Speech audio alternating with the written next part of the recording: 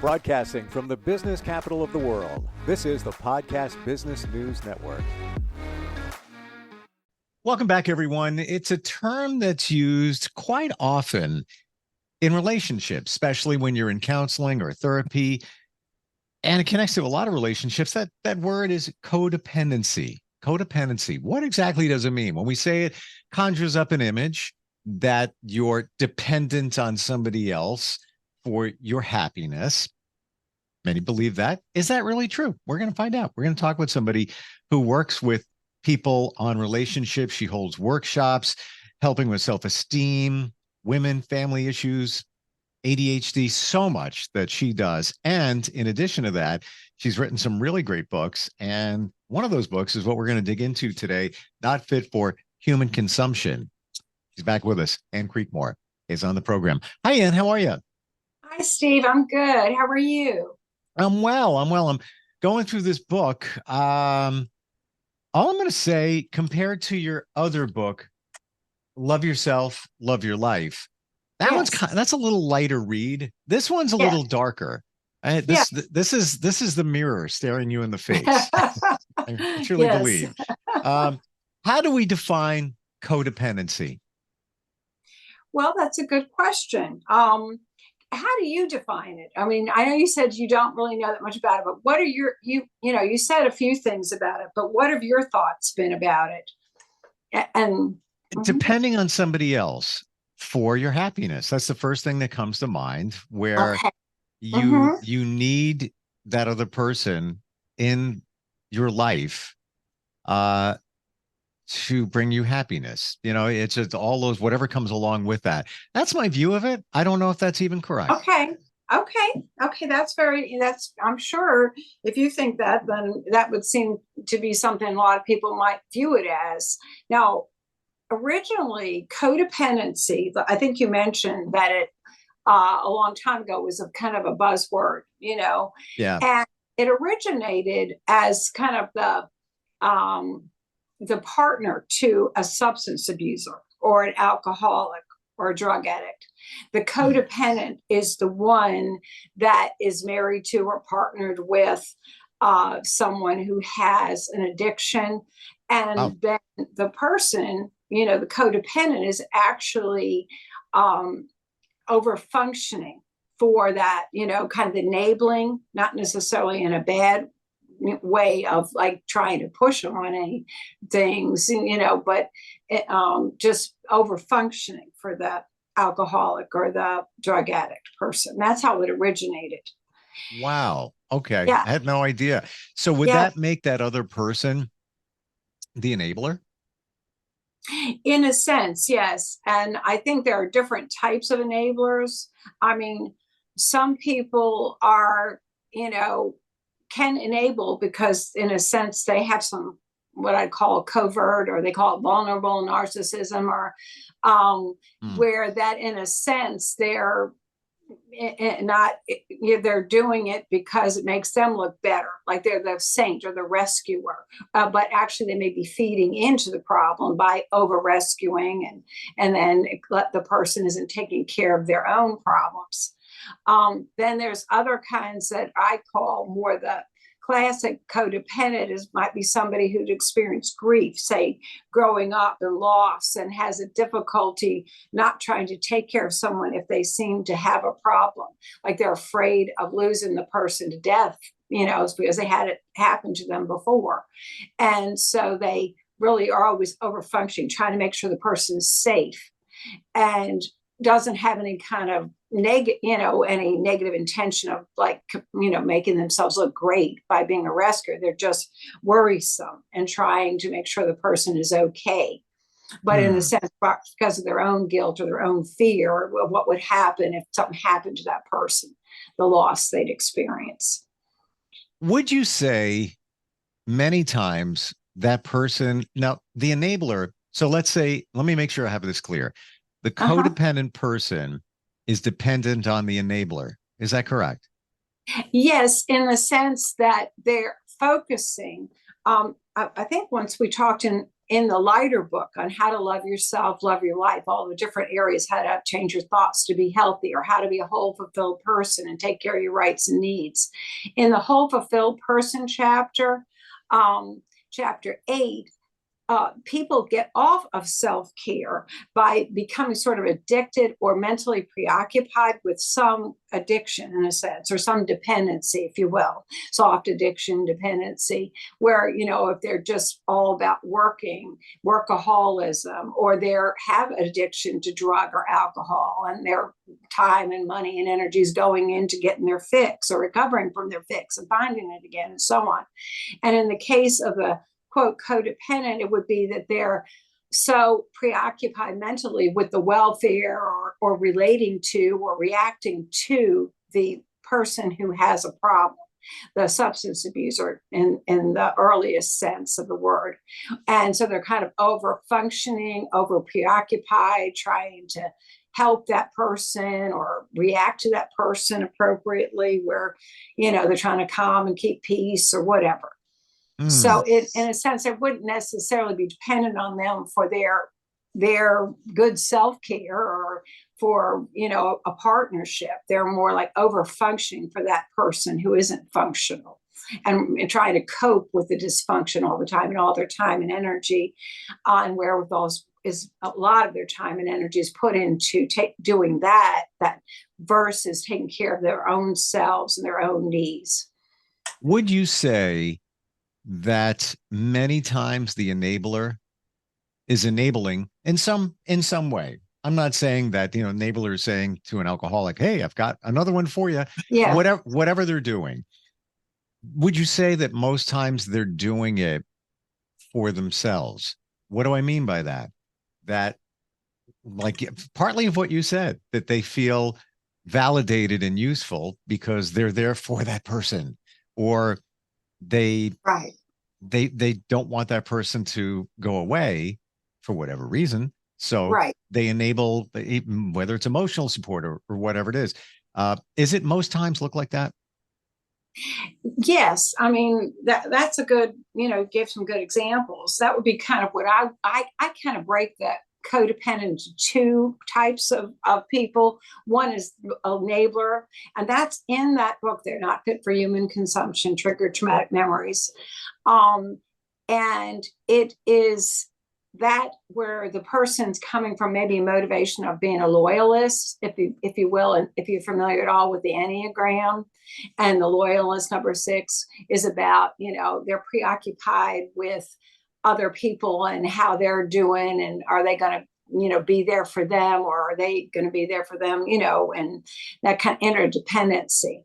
And so that would be a good example of that. And they may have experienced some grief and they don't want to experience grief again. So they're going to go out of the way, make sure everything's okay.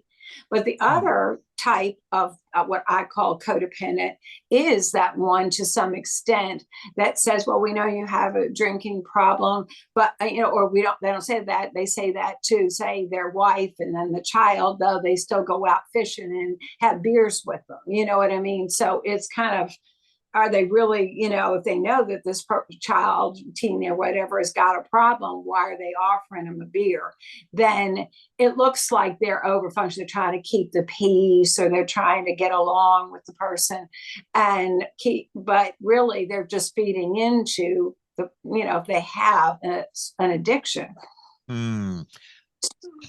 Can what I said earlier, when I didn't realize that this is connected potentially to people with addictions, can it be one person just can't, maybe fear of abandonment, that they're, the other person that they're with, I can't see them. I can't see myself without them because I'll be alone. And then that person knows what's going on and does whatever they can to keep them kind of on a string. I don't know if that makes sense, but the dynamics involved there, where one's feeding off the other in some way. Absolutely. That's a good point. That each of them have their own kind of addiction. That the one is addicted to being a caretaker or over functioning or keeping that person safe or their relationship intact, and then the other one has an addiction to something else. And to substance or, or some other thing, some other kind of addiction. Correct. Mhm. Interesting. How often would you say in relationships there is codependency? Does it happen a lot? I would say so, for sure. Yes. Hmm. I couldn't give you a statistic on it, though. I'm not familiar with the statistic. Of course. I mean, Yeah. and I don't Mhm. even know how we would even figure out that statistic, but in that question, I'm really basing that upon your experience and also dealing with people. Again, it Right. could be, one person. I'm going to go way hypothetical here. You have a married couple. Yes. The wife looks at her husband as a father figure because the wife father left the family when they were very young. Right. So she needs that in the relationship. Maybe the guy feels like maybe his parents divorced and he feels abandoned, so he needs her, and it's a yin and the yang going back and forth. Eventually, does it lead to challenges or ending of relationships when there's codependency? Well, it doesn't have to do that. And I mean, people can go into therapy and they can look at their triggers and their issues and they can work them out. So it's not like, but it's always important to look at your own stuff, do your own self discovery, get help to work through issues. Like you mentioned, the couple that you were given an example of, they both kind of have some similar issues.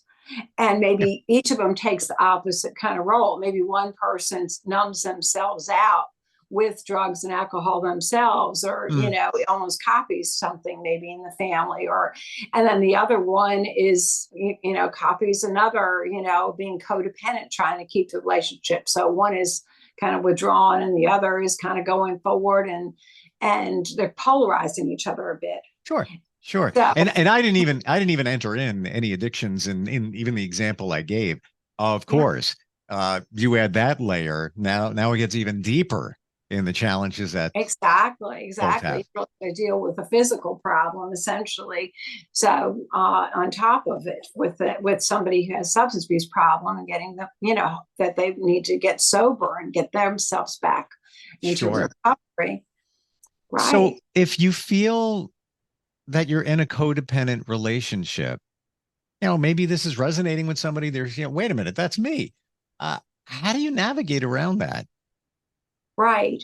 Well, one of the things that I do is with people, if I'm working with them in therapy, would be getting them in that chapter 8 of the Love Yourself, Love Your Life book. That to look at being a whole fulfilled person, like look at the thing. This is what makes you a whole fulfilled person. This is how you could fulfill yourself emotionally, physically, mentally, spiritually, socially, in terms of your responsibilities. Are you there, or are you in the unfulfilled person and you have a negative and not giving any attention to your feelings and your needs, your rights? And well, are you going to start going to do that? Looking at those areas, how can you make yourself fulfilled in those areas? What do you need to do? If your health is deteriorating and you're not sleeping and you're not exercising, you're not eating right, you're not going and taking care of the problem, well, that you could put that on that physical slice on the Mm, chart. Say, I'm going to start doing things. A lot of times, what happens, getting back to the topic of the codependency, is that one of the problems with codependence is that since they're always over functioning for the other person's welfare, or just because the other person is more, dysfunctional and isn't taking a full, partnership role, they're always doing more work and they neglect themselves. The codependent will be over functioning to make things balanced out for the other person, and then they don't take care of the health. A lot of times the codependent's health will go down, will deteriorate, because they just don't put any energy into mm, themselves or other areas, or they may be isolated, and they may not have social support systems because they have to take too much time to take care of everyday life or to then see to the other person's needs. So, in your book, there's something called the three spaces in which we live. yes. And it's called the development of the virtues of the normal quote, it's in quotes, normal person. What is normal? Correct. What is normal? That's always Exactly. That's like you put that in quotes. it's a very Normal. relative term there. Um, Who's but normal? what are those three spaces? And this section of the book follows the codependency section, just a couple of pages after that. So what are the Uh-huh. three spaces? What's that section about? Well, mind, body, spirit, it's kind of like that. Um, did you look at that chart there? You want to hold it up a little bit and Yeah, see let if me see. you I don't know want if to it's going to share be about it? I don't know if It, it's going to be clear to see, and it might be reversed. Yeah, I don't know. yes, Yeah, it's that's very right, hard to see. right. But yeah, The three spaces in which we live, right?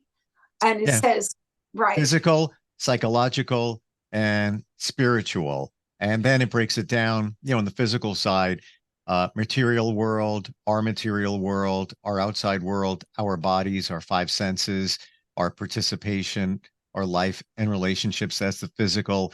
In the psychological side, it's our seven inner senses, and we'll get to that in a second, our mind, and what we tell ourselves, like our feelings, our thoughts, our reasoning, our personality, and such. And spiritual is our essence, our divine spark, our inner being, our enlightenment, our higher self, our soul, our virtues, our spirit. Is there correlations between these, or they're just all independent of each other between physical, psychological, and spiritual?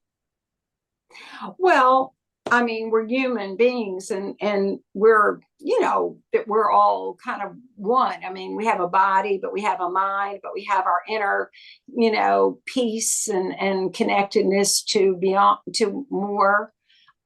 So it's hard to say, given that, we're in the material world and everything is within in a sense. Hmm. So they're all connected to So be. why don't we look at on the psychological side, our Mhm. seven inner senses, and that's it, our intuitive nature and abilities, and contained in our spiritual space. Um, and then there's another section with our mind, and that's the lower emotional and intellectual centers. We're starting to get a little deep here, but is there a way that you could break Mhm. that down a little bit? Sure. I mean, I guess if you break it down, you can think of like you're having some superior centers and inferior centers in different areas. Like in your intellectual center, it's kind of like talking about your highest self, your best self, versus maybe your egotistical, just kind of ego self. And so if you look at it as an intellectual, like that one, your higher center, as a center, your intellectual center, your intellectual higher center or superior center would be about justice. It would be about brotherhood. It would be about, altruism, about the higher level kinds of intellectual things versus the lower or inferior might be just about, personal gratification thoughts. And just maybe just a material focus, just kind of on the everyday or even greed or whatever. Do you know what I'm saying? The difference Sure. between the two. So like, and your emotional center can be similar. Your emotional center can have the higher concepts of love or peace and harmony, and or it can be at what maybe an inferior or a lower level of the emotional thing, like of being jealous or being greedy or angry, the lower emotions. And you kind of have both that way. Does that give Yeah. a good example? That Yeah. sort of. Mhm, Yeah, there's a lot going on within our minds. It definitely gets mhm, deep. How about the spiritual side? So, mhm. recapping that, our essence, is that really who we are, who we think we are? Maybe our reason for being, our purpose? Is that all covered under that? Yeah. Yes, it would be that. It would be like having faith, having purpose, connecting it to some, higher transcendental kind of a focus. Besides just our own material, everyday, personal gratification of our egos or needs at that time, something that brings us up and gives us some sense of purpose and seeing good in life, our life, good in the world. faith. You mentioned the word higher. We talk here in the book, in this column, about our highest self. How would you define that? Yeah, that's a good question. Um,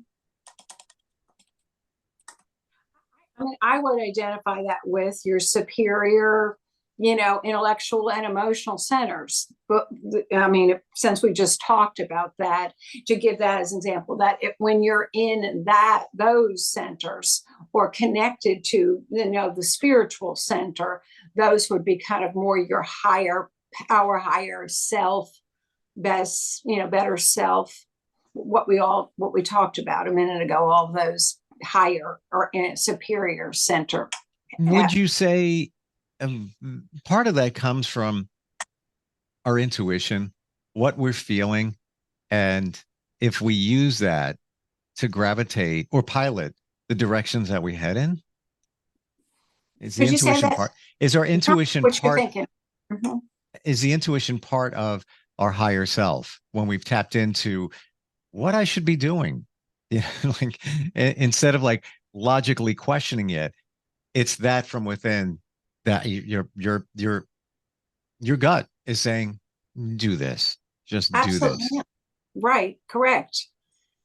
Yes, and we get intuitions in various ways because we're different people, and we have different strengths or ways we do things. But yes, generally that makes sense. How do you, I think we might have skimmed on this real quick once before, but how do you tap into that intuition and just as much as possible? Because I firmly believe it's everything. It's telling you everything you need to know, every answer. You have it. The answers are right there, Right. but Right. stuff gets in the way. How do we kind of push that out of the way so that the intuition, the gut feeling can kind of plow on through and guide you? Exactly. And that's what kind of the second book, I have several other books too, but the one we're talking about today, The Not Fit, it's really, I know it is kind of dark, but it's about, what are the things that we could have different, issues or baggage or triggered memories or problems like, bipolar depression or complex PTSD, things that would cause us to not be in our highest center, or egos just getting down to the basics and being, so codependent. I want to share that just what you're saying right there. And in the book is real, and there is, I just turned the page, vices and virtues, and the things that lust, pride, anger, greed, laziness, gluttony. And then of course on the other side, we have the virtues: chastity, humility, serenity, generosity, diligence, contentment, temperance, and all of that. This is the stuff we don't really want to know about. Like we would just like push that out of the way. I don't want I don't want to face that. Right. Because even if you are quote normal, you still have within your psyche, and not you personally, I wasn't saying that you're not normal, you're normal. But I mean, if a person is quote normal, not even having some kind of problem like, codependency or addiction, since we're talking about that. Sure. And about probably 50% of people tend to have some, preoccupations with things or be somewhat codependent at times with certain people, whatever. But even if you don't have those kinds of issues, you've got egos. Most people have things within their character that are kind of possessing them a little bit versus them being in control of, like they come in for anger management, or they come in for, codependency, being over functioning or whatever it is. There's stuff that's going on that they can work on in themselves. So we have these egos in a sense within that we need to work on as well. That we, if you can't, beyond the point of all the interpersonal problems, the problems in living, or maybe this disorder that you need to take up a chemical imbalance and you got to take this pill and get that straight and so on. You still, are going to work on even deeper stuff, because you want to get to a point where you're just cleansed of, the 7 deadly sins of, and be at a point of peace and love and forgiveness. Yeah. That's the highest self. It's a great book. It really is. Once you let yourself get deep into it and accept the fact that we are normal and that we're not perfect, and that is normal. The name of the book is Not Fit for Human Consumption. Just want to point out, it's written by A.P. Filosa. That is you. That's your maiden name. Right. And Creekmore is who we know you from. And if anybody wants to either get the books, talk with you, maybe do a session, even learn if it's a right fit for what they're going through at this time, what is your website, Ann? Psychologistinvirginia.com. All spelled out. Psychologist with the plural, and in Virginia spelled out. Mm-hmm. Yeah. Oh, always great talking with you. You are the mirror. Like, everything we talk about is stuff that most of us go through, even the codependency thing. I'll bet you. And I'm not even just talking about romantic type relationships or marriages. There could be codependency between two friends, all of that. Absolutely. Yeah, absolutely. And parents, children. Yeah. Yeah, I'll bet you there's some codependency in pretty much all of our lives, but you don't know it until you talk about it and I identify it. And thank you so much for being here today. Really appreciate it. Sure. Enjoyed it. Thank you so much. Same here. Thank you. We're coming right back.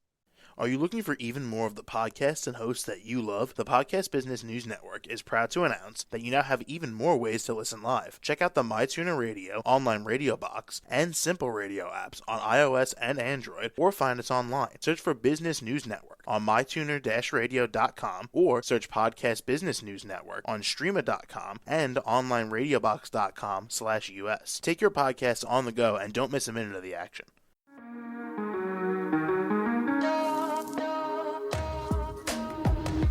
Broadcasting from the business capital of the world, this is the Podcast Business News Network. For nearly 2,000 severely injured veterans, everyday life has become filled with barriers. Day-to-day simple tasks can become pretty daunting. I have to carry my chair up 2 flights of steps or have somebody do it for me. What scares me the most is just the falling. When I'm struggling with my house, I think, to have that one great barrier just knocked down, it's crucial. Home for Our Troops is a wonderful nonprofit that builds a mortgage-free, fully adaptive, handicap-accessible house. And there's no catch. It'll be our very first home that we've ever owned. This is a game changer. This is where your life begins again. We need you to join us in completing this important mission. Please visit hfotusa.org and help build homes and rebuild lives. Because of you, everything's going to be okay.